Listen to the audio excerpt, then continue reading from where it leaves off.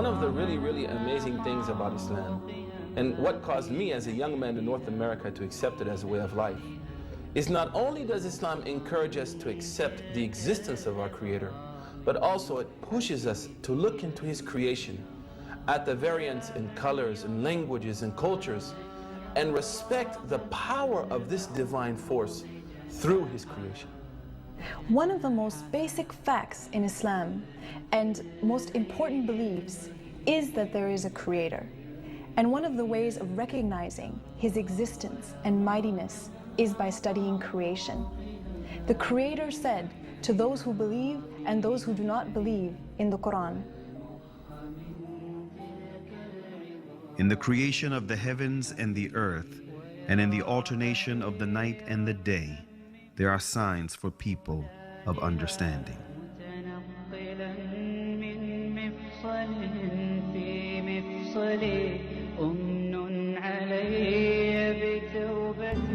After deep thinking, many ancient and modern philosophers reached the fact of the existence of a supreme being who created this universe and is maintaining it continuously.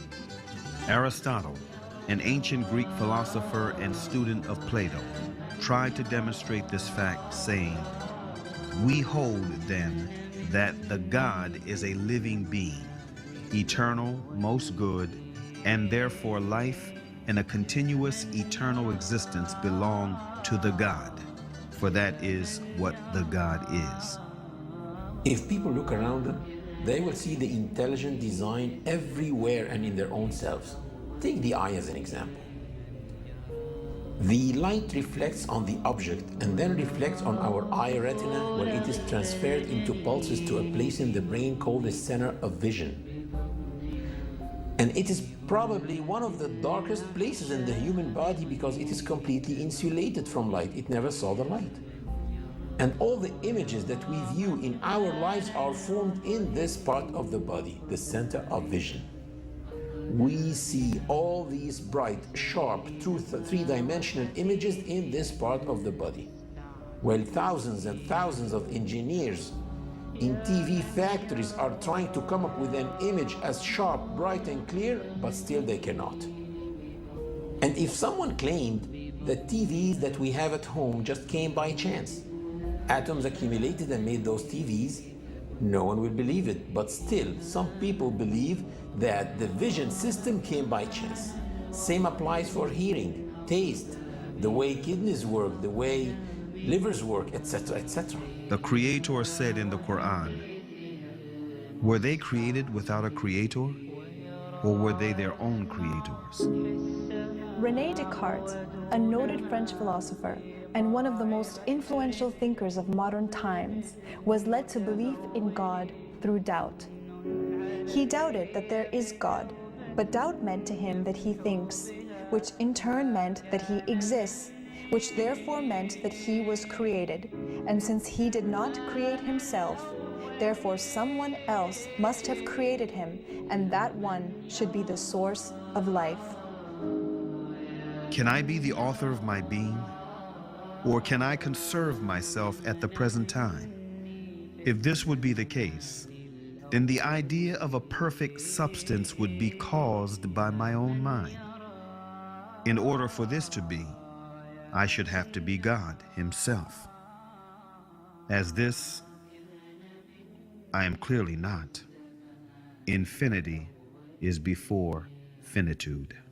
Immanuel Kant, one of the most influential thinkers of modern times, who is regarded as the last major philosopher of the Age of Enlightenment, was impressed by all the variations, numerations, and synchronizations in this world that make the existence of an omnipotent supreme being a fact. This present world presents to us so immeasurable a stage of variety, order, fitness, and beauty, whether we follow it up in the infinity of space or in its unlimited division, that even with the little knowledge which our poor understanding has been able to gather, all language, with regard to so many inconceivable wonders, loses its vigor, all the numbers their power of measuring, and all our thoughts their necessary determinations, so that our judgment of the whole is lost in a speechless but all the more eloquent astonishment. And in another message which encourages people to reflect upon the signs of the Creator in the universe and in themselves, the Creator says, "We will show them our signs in the universe and in their own selves, until it becomes manifest to them that this is the truth." Bring 12 marbles, number them from 1 to 12, and then put them in a bag, shake the bag and close your eyes and pull out marble number 1. And then pull them all out one by one. Do you know what is the chance of doing that?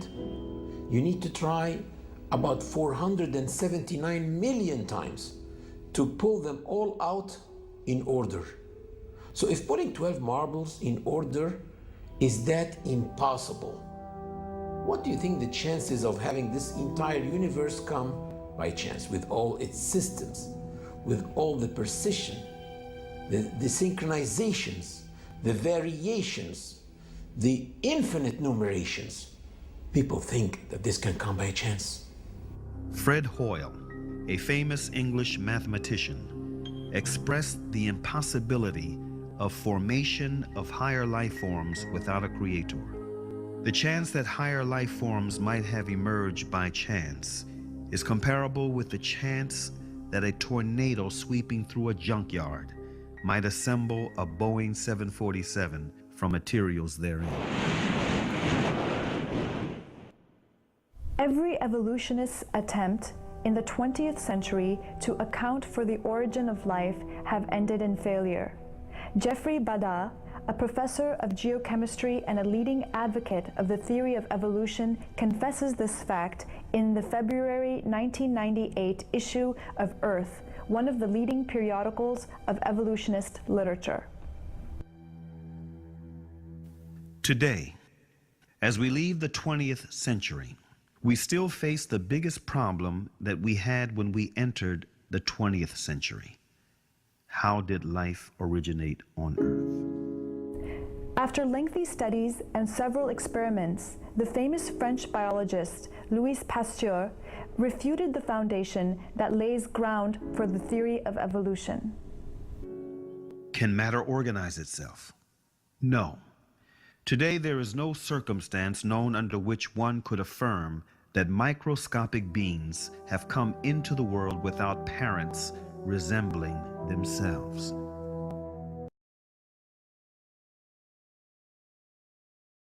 رب السماوات والأرض وما بينهما فاعبده واصطبر لعبادته هل تعلم له سميا ويقول الإنسان أإذا ما مت لسوف أخرج حيا أولا يذكر الإنسان أنا خلقناه من قبل ولم يك شيئا أولا يذكر الإنسان أنا خلقناه من قبل ولم يك شيئا أولا يذكر الإنسان أنا خلقناه من قبل ولم يك شيئا